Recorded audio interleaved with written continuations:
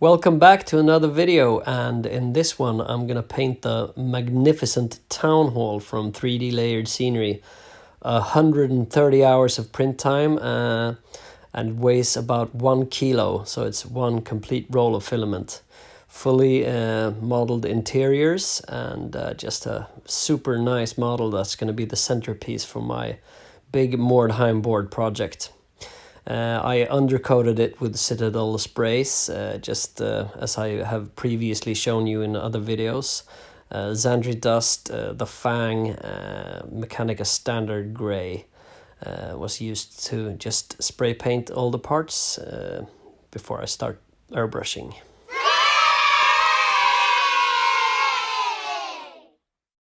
I started by airbrushing all the wood parts with Vallejo Air Burnt Umber, which is a good dark brown color that I think fits at least the wood hue that I'm using, and try to get kind of an even coat. And you don't have to be too careful here, as this brown paint is an excellent shade also for the off-white parts that are going to be between the wood parts on the Tudor style wattle and daub buildings here.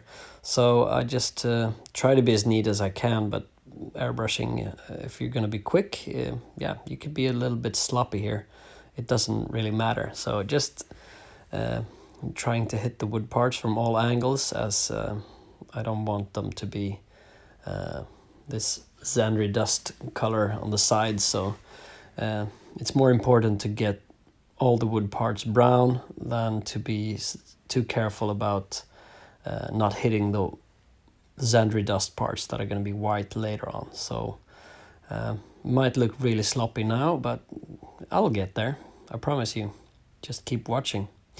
I decided to add a small tower piece from the city wall range that I'm gonna put on top of the tower to make it even more mordheimy or warhammery, as I think it looked really cool, and I love modding buildings.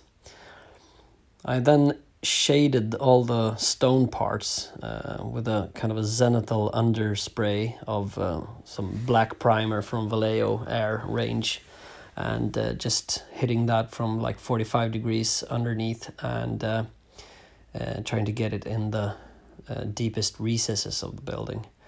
And I then moved on with some camo green paint, and just sprayed that across both the wood parts and the stone parts to get kind of a mossy, dirty effect of algae and moss growing on these stones and wood parts, as it's an old tower that's been standing around for ages, and they haven't cleaned it. So tried to get it as close to stuff I've seen when I've visited old buildings and castles and rocks, just trying to get that mossy feel. I think that adds to the look later on. It looks kind of weird now because it looks too green, but I'm highlighting also with a light gray primer from Vallejo that I'm just hitting the buildings from above and on the corners where light would be hitting it more than from below. So that kind of takes away from the black shading that I did before, and it looks really nice. I also try to hit the chimneys and the doorways, as these are kind of focal points, and I actually used the same gray primer on the blue on the ceilings to get it a little bit more muted and gray. I don't want it to be like sky blue, more of a gray blue. And the same light gray primer is used for hitting these parts between the wood, which would be some kind of light clay or something. And this is where you have to be a little bit more careful. If you hit the beams a little bit. It doesn't really matter, as I'm gonna dry brush everything later on with some gray and white. So just try to be careful. The stones protruding from underneath the clay were painted with a rusty brown color from Vallejo also. The windows were painted with a dark yellow paint to create the illusion of there being light inside the buildings, and successively highlighted with lighter and lighter yellow colors to accentuate there being some kind of candlelight in the middle of the window. I think that looks kind of cool. I know Mordheim is a city without any residents, but I think these houses really look better with lights in the windows. The wood parts were highlighted with a kind of a sandy brown color also to just make them more interesting. The dark brown is a bit flat, so I'm kind of highlighting unevenly across them. Then dry brushing. I use some Liquitex craft paint.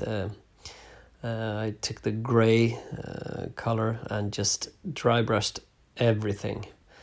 The thing is with painting terrain quickly, if you have a lot of terrain to do that I have for this project, try to cut some corners. The gray primer was used for very many parts of the building, and also these highlighting colors.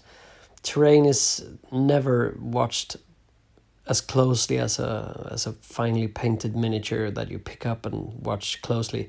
Terrain is supposed to be watched from a bit away from when you're standing by the gaming table, so you don't have to be that careful. And the gray and later white dry brush brings stuff together.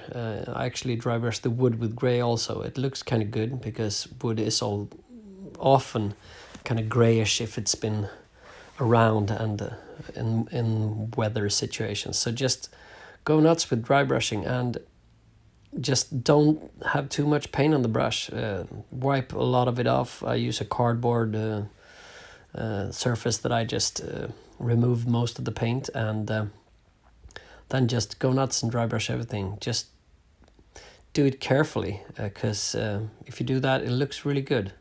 And it actually doesn't bring out the layer lines too much from the prints. I use 0.02 layer height for my prints, and I think that's fine.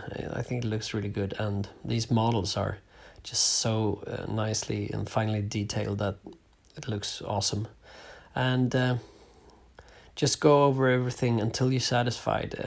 Dry brushing is a technique that actually requires some practice. I used to be really sucky at it, but after watching a lot of videos and just practicing, you can get a really nice result, especially on terrain. I mean, who has time to highlight this big building with layering and stuff like that? And finally, I just assembled all the pieces and went over them to hide any differences in color and dry brush. So just going over everything with the big brush and some white paint, and especially the stone parts look really good doing this, but I think all over it brings everything together and makes it stand out enough. You don't want terrain to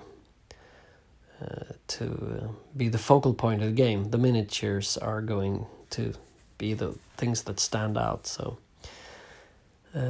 I think this creates a nice piece, and it's going to be a big board, so I think it's going to be just enough. I then painted the window sills and the metal parts with lead belcher, and finally I just washed everything with a Army Painter quick shade diluted with white spirits, and this is the result. Enjoy.